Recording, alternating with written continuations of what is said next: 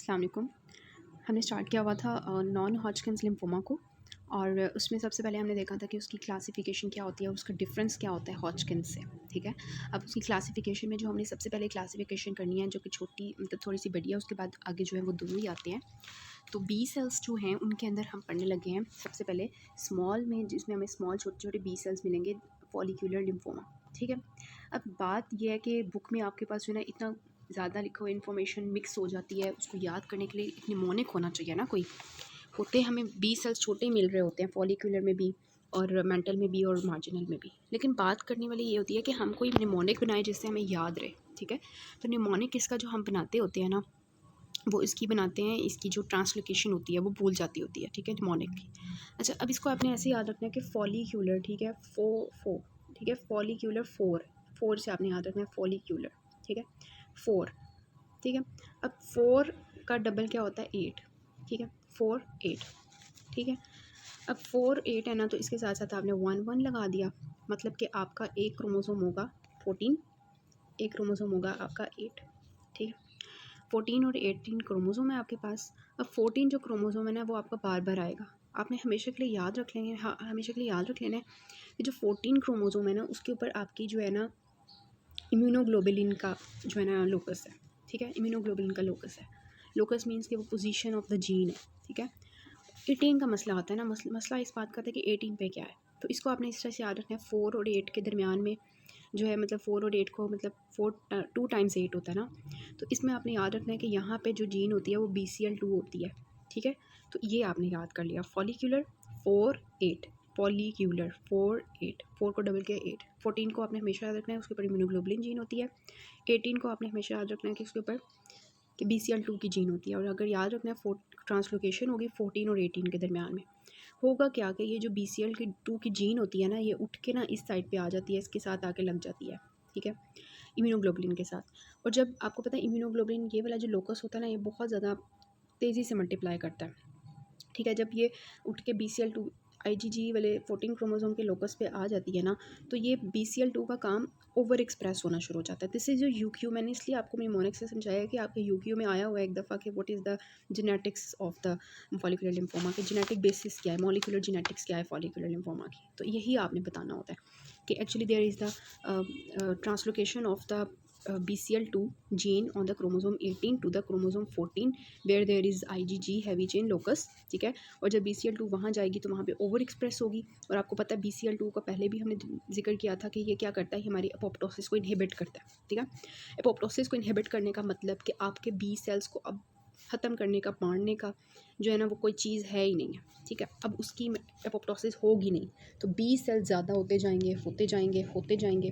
ठीक है, कहाँ पे ज़्यादा होंगे? फॉलिकल्स के अंदर, जो दरमियान वाला फॉलिकुलर रीजन होता है वहाँ पर। ठीक है, कहाँ पे? कॉर्टेक्स वाले रीजन में। लिम्फ नोड का स्ट्रक्चर याद रखें, कॉर्टेक्स वाले रीजन में। ठीक है, तो अब यही इसकी जेनेटिक बेसिस है। अब ये भी याद रखना है कि जब ये वहाँ पे जब लिम्फ नोड के अंदर ये जब ज़्यादा होंगे तो लिम्फ नोड का साइज़ बढ़ जाएगा, तो लिम्फेडिनोपैथी हो जाएगी। ठीक है, और ये जो लिम्फेडिनोपैथी होती है ना, ये जनरल होगी। क्यों होगी? मैंने आपको पहले भी बताया कि जो बर्किट, ये जो होते हैं, सॉरी, नॉन हॉजकिन लिम्फोमा का जो रीजन होता है वो नोडल भी होता है, पैरानोडल भी होता है। नोडल भी होता है और जो है ये एक्स्ट्रा नोडल भी होता है। इस वजह से जनरलाइज्ड पेनलेस लिम्फेडिनोपैथी होती है। और ज़्यादातर ये जो फॉलिकुलर लिम्फोमा होता है, ये लेट अडल्टहुड में आता है। हमेशा याद रखना है हॉजकिन और नॉन हॉजकिन लिम्फोमा का डिफरेंस। हमने देखा था कि हॉजकिन लिम्फोमा में कुछ ऐसे थे जो अडल्ट्स में हो रहे थे, कुछ ऐसे थे बूढ़े लोगों में हो रहे थे, लेकिन हॉजकिन ओवरऑल अगर हम देखें ना, तो ये हमारी जो है वो मतलब ज़्यादातर अडल्ट्स में ही कॉमन होता है, लेकिन जो नॉन हॉजकिन होता है ये लेटर अडल्टहुड में कॉमन होता है। ठीक है, ये कुछ चीज़ें हैं जो आपने याद रखनी है। इनका ट्रीटमेंट हम कैसे करेंगे? हम जो है, अच्छा, ये बहुत इंपॉर्टेंट चीज़ होती है कि जो हमारी बी सेल्स होते हैं ना, उनके ऊपर जो CD मार्कर होता है ना, वो 20 होता है, CD20 मार्कर होता है। This is a malignant B cell, ये आपको नज़र आ रहा है। और मेलिग्नेंट बी सेल जो है, इसके ऊपर जो मार्कर है that is the CD20 marker. ठीक है, ये मैंने आपको पिक्चर से दिखा रही हूँ ताकि आपको याद रहे। ये बहुत इंपॉर्टेंट चीज़ है कि बी सेल्स के ऊपर CD20 मार्कर होता है। मेंटल सेल लिम्फोमा में भी यही मार्कर होगा, मार्जिनल सेल लिम्फोमा में भी, मार्जिनल जोन लिम्फोमा में भी यही मार्कर है, CD20 वाला। ठीक है, और बर्किट लिम्फोमा जो आगे पढ़ेंगे उसमें भी यही मार्कर है, CD20 वाला। और डिफ्यूज़ लार्ज सेल लिम्फोमा में भी यही मार्कर है। जब भी कोई बी सेल मेलिग्नेंट होगा ना, तो यही मार्कर होगा। और उसको हम ट्रीट भी एक ही चीज़ से करेंगे, वो क्या है? हमारा रिटुक्सीमैब। रिटुक्सीमैब से हम क्या करते हैं? इसको ट्रीट करते हैं। ठीक है, तो ये इसका ट्रीटमेंट भी हो गया। अब जो बात आती है वो आती है इसकी। अब खुद सोचें कि ये हमारा फॉर एग्जांपल फॉलिकल था एक जगह पे, उसके अंदर इतने बी सेल्स बढ़ते जाएंगे बढ़ते जाएंगे बढ़ते जाएंगे, तो एक टाइम आएगा ना कि डिफ्यूजली बी सेल्स जो छोटे छोटे थे वो बड़े हो जाएंगे और कन्वर्ट हो जाएंगे into the diffuse large B cell lymphoma. तो ये इसकी कॉम्प्लिकेशन होती है कि लिम्फ नोड जो है वो, अब पहले तो जनरलाइज्ड हमारे पास लिम्फोडिनोपैथी होगी ना, ऐसे जनरलाइज, बहुत इंपॉर्टेंट कॉन्सेप्ट है, ध्यान से सुनना है इसको। जनरलाइज लिम्फोडिनोपैथी हुई थी फॉलिकुलर लिम्फोमा में, लेकिन एकदम से क्या हुआ, एकदम से उसका पेशेंट का एक लिम्फ नोड बड़ा होता जा रहा था, एकदम से इतना बड़ा हो गया। तो इससे हमें ये समझ आती है कि अब जो हमारे पास फॉलिकुलर लिम्फोमा था जो कि फॉलिकल्स के अंदर बी सेल्स मल्टीप्लाई कर रहे थे, अब वो कन्वर्ट हो गए हैं into the large B cell diffuse B cell lymphoma. आगे हम बी सेल लिम्फोमा के डिफ्यूजली फॉर्म पढ़ेंगे, ठीक है। लेकिन ये बात हमने हमेशा याद रखनी है कि पहले तो जनरलाइज लिम्फोडिनोपैथी हो रही थी फॉलिकुलर लिम्फोमा में, लेकिन अब एकदम से एक लिम्फ नोड इतना एकदम से लार्ज हो गया, तो उससे हमें पता चल गया साथ ही कि ये जो फॉलिकुलर लिम्फोमा का पेशेंट था, अब इसका जो है ना ये कन्वर्ट हो चुका है into the diffuse B cell lymphoma. ठीक हो गया। अब आते हैं हम इसकी मॉर्फोलॉजी की तरफ। मॉर्फोलॉजी में आपको क्या नज़र आएगा, फॉलिकुलर लिम्फोमा है ना, तो आपको फॉलिकल्स बहुत ज़्यादा नज़र आएंगे कि बाकी आपके पास जो रीजन होगा वो एक ऑब्सक्यूर हो जाएगा, ठीक है। अब इसका हमें ना डिफरेंस करना होता है फ्रॉम द जो हमारे पास होता है ना फॉलिकुलर हाइपरप्लेजिया उससे। फॉलिकुलर हाइपरप्लेजिया क्या होता है कि जब भी कोई रिएक्टिव फॉलिकुलर हाइपरप्लेजिया क्या होता है कि कोई भी एंटीजन आता है ना, तो हमारे फॉलिकल्स जो होते हैं उनका जो नंबर होता है वो इंक्रीज़ करना शुरू कर देता है, ठीक है। अब हमें डिफ्रेंशिएट करना होता है कि ये फॉलिकुलर लिम्फोमा है या ये रिएक्टिव फॉलिकुलर हाइपरप्लेजिया है। तो उसको डिफ्रेंशिएट करने के लिए हमारे पास माइक्रोस्कोपिक पिक्चर्स जो होती हैं वो डिफरेंट होती हैं। ये हमारे पास फॉलिकुलर लिम्फोमा की माइक्रोस्कोपिक पिक्चर होती है और ये फॉलिकुलर हाइपरप्लेजिया की जो माइक्रोस्कोपिक पिक्चर होती है। अब इसमें अगर आप गौर करें तो जैसे कि हमने करा पढ़ा कि फॉलिकुलर लिम्फोमा जो होता है ना, इनमें एपोप्टोसिस नहीं होती, ठीक है। एपोप्टोसिस नहीं हो रही होती क्योंकि BCL2 का काम ज़्यादा हो जाता है, ठीक है। जब एपोप्टोसिस नहीं हो रही होती तो हमारे पास फॉलिकल्स ही फॉलिकल्स नज़र आते हैं, वो जो है वो इसमें ज़्यादा होते हुए नज़र आते हैं। जबकि जो फॉलिकुलर हाइपरप्लेजिया होता है ना, उसमें ये आपको बहुत इंपॉर्टेंट चीज़ है, ये आपने याद रखनी है, बहुत इंपॉर्टेंट चीज़ है ये क्लिनिकली, कि आप किस तरह से डिफ्रेंशिएट करते हो फॉलिकुलर हाइपरप्लेजिया को फॉलिकुलर लिम्फोमा से। तो ये अगर हम गौर करें यहाँ पे, तो ये फॉलिकुलर हाइपरप्लेजिया की स्लाइड है, ठीक है। इसमें क्या हो रहा है, ये जो आपको छोटे छोटे एरियाज नज़र आ रहे हैं ये वाले, ये मैक्रोफेजेस हैं, इन्होंने अंदर अपने ना एपोप्टोसिस, इनके अंदर जो एपोप्टोसिस की डिफरेंट स्टेजेस चल रही होती हैं जिसमें ये सेल्स को पकड़ पकड़ के खा रहे होते हैं। तो फॉलिकुलर हाइपरप्लेजिया में क्योंकि एपोप्टोसिस हो रही होती है तो हमें यहाँ पे टेंजिबल माइक्रोफेजेस नज़र आते हैं। टेंजिबल मतलब कि ये स्टेनेबल माइक्रोफेजेस होते हैं जो एपोप्टोसिस कर रहे होते हैं, फैगोसाइटोसिस कर रहे होते हैं। तो ये बहुत इंपॉर्टेंट डिफरेंस होता है फॉलिकुलर लिम्फोमा का और फॉलिकुलर हाइपरप्लेजिया का, बेस्ड ऑन कि एपोप्टोसिस हो रही है या नहीं हो रही। तो सबसे पहला डिफरेंस हो गया इन दोनों में कि टेंजिबल बॉडी माइक्रोफेजेस और macrophages are only present in the reactive follicular hyperplasia, they are not present in the follicular lymphoma. दूसरा डिफरेंस क्या होगा, दूसरा डिफरेंस अगर आपसे पूछा जाए कि दूसरा इनके दरमियान में डिफरेंस क्या है, तो वो ये होता है कि जो फॉलिकुलर लिम्फोमा होता है वो उसने हमारे जो होता है ना follicular lymphoma, sorry, follicular lymphoma जो होता है उसने हमारे जो आर्किटेक्चर होता है ना हमारे लिम्फ नोड का, वो ख़राब कर दिया होता है, डिसरप्ट कर दिया होता है नॉर्मल आर्किटेक्चर। जबकि फॉलिकुलर हाइपरप्लेजिया का जो आर्किटेक्चर कितना अच्छा है, ठीक है। तो इसमें फॉलिकुलर जो है लिम्फोमा में उसका आर्किटेक्चर भी ख़राब है। ये दूसरा डिफरेंस हो गया।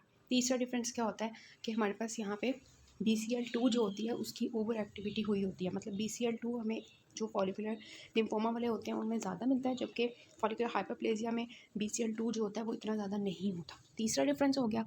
चौथा डिफरेंस होता है कि आपके पास जो मोनोक्लोनल सेल्स होते हैं, मोनोक्लोनल मतलब एक टाइप के सेल्स होते हैं, ठीक है।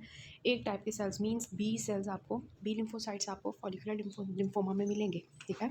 लेकिन जो हमारे पास फॉलिकुलर हाइपरप्लेजिया की सेल्स होते हैं वो पॉलीक्लोनल होते हैं, मतलब कि उनकी डिफरेंट क्लोन्स होते हैं, कोई कोई कोई किसी क्लोन से आया होता है, कोई किसी क्लोन से आया होता है।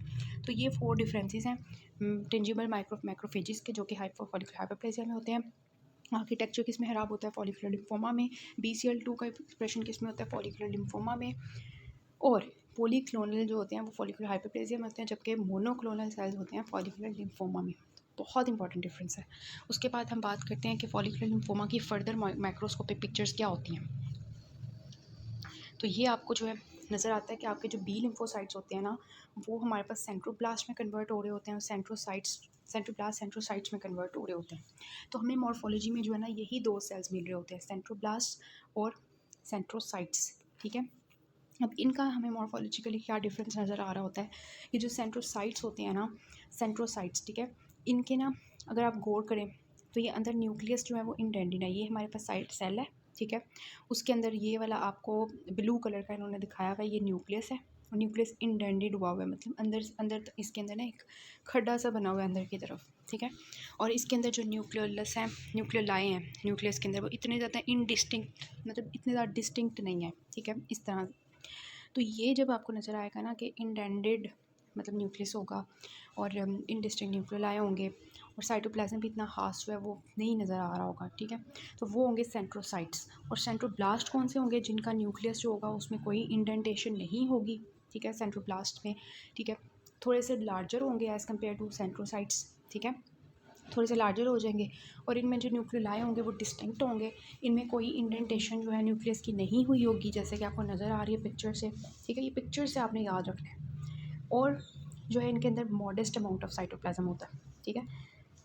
तो यही डिफरेंस होता है, ये आप थोड़ा बहुत लिख लें, बुक में भी ये लिखे हुए हैं कि सेंट्रोसाइट्स जो होते हैं वो आपके जो है स्लाइटली लार्जर होते हैं लिम्फोसाइट से, मतलब ये बी लिम्फोसाइट है ना, तो इससे थोड़े से बड़े होते हैं, ठीक है, सेंट्रोसाइट्स। और इनके अंदर एंगुलर क्लीव्ड न्यूक्लियस होता है, प्रोमिनेंट इंडेंटेशंस होती हैं, लीनियर फोल्डिंग्स होती हैं, जैसे आपको नज़र आ रही हैं सेंट्रोसाइट्स में, ठीक है।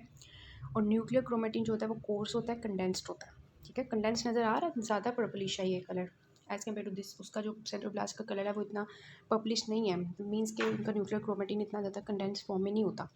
और जो सेंट्रोसाइट्स होते हैं उनमें जो न्यूक्लियाई होते हैं वो इंडिस्टिंक्ट होते हैं, जबकि सेंट्रोसाइट्स को अगर आप देखें तो वो आपके सेंट्रोब्लास्ट से बड़े होते हैं, ठीक है। इनका जो क्रोमेटिन होता है वो वेसिक्यूलर होता है, ठीक है, जो कि आपको यहाँ पे नज़र नहीं आ रहा, लेकिन आपने याद कर लेना है।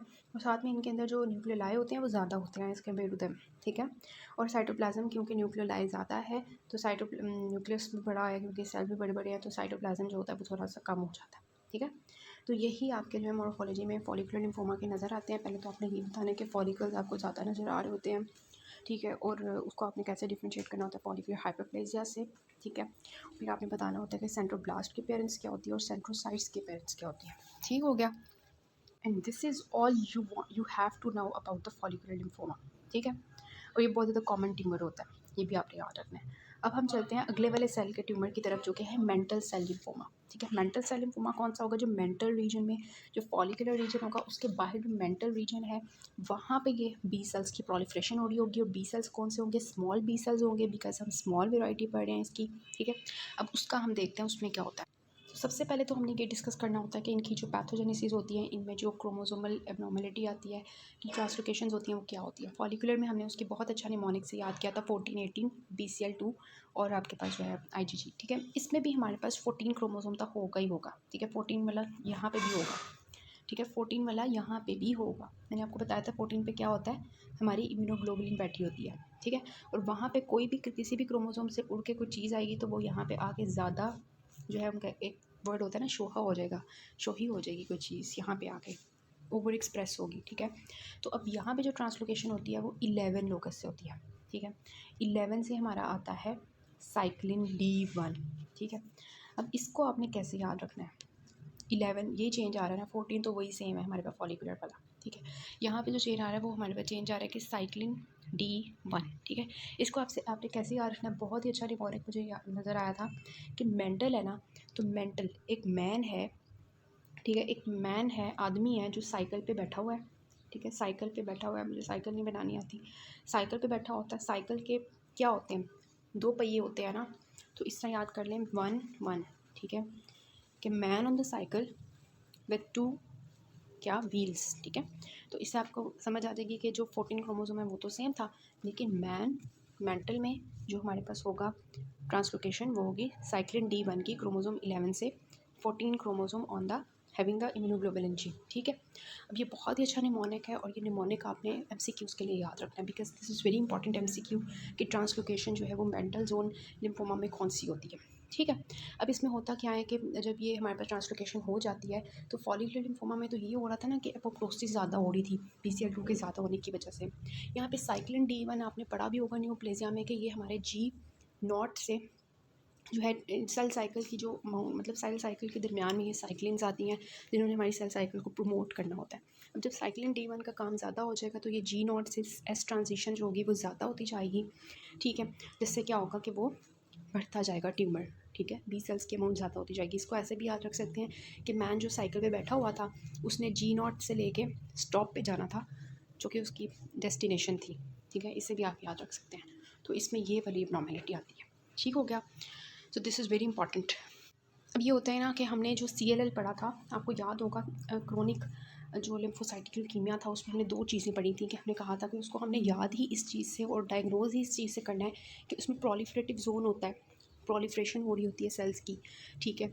एक प्रोलिफरेटिव जोन होता है जहाँ पे वो सेल डिवाइड कर रहे होते हैं, दूसरे स्मज सेल्स होते हैं कि जब उनके हम स्टेनिंग कर रहे होते हैं तो वो हमारे पास वहाँ से उनकी थोड़ी सी डिसलॉजिंग हो जाती है, डिसइंटीग्रेशन हो जाती है, जिससे ऐसे लगता है जैसे उनको नीचे फेंस दिया हुआ है ना। तो हमने CLL से जो है ना मेंटल सेल लिम्फोमा को थोड़ा सा डिफ्रेंशिएट करने के लिए कहते हैं कि इसमें प्रोलिफरेटिव जोन नहीं होता, इसी चीज़ से हम इसको डिस्टिंग्विश करते हैं वहाँ से, CLL से, ठीक है। बाकी भी होती हैं लेकिन इन्होंने हमारे पास मॉर्फोलॉजी में बताया है कि इसमें जो प्रोलिफरेटिव जोन होगा वो एब्सेंट होगा, ठीक हो गया। तो जो मेंटल जोन होता है ना, उसमें हमारे पास जो फॉलिकुलर्स की जो मतलब उनकी ग्रोथ हो रही होती है वो हमारे पास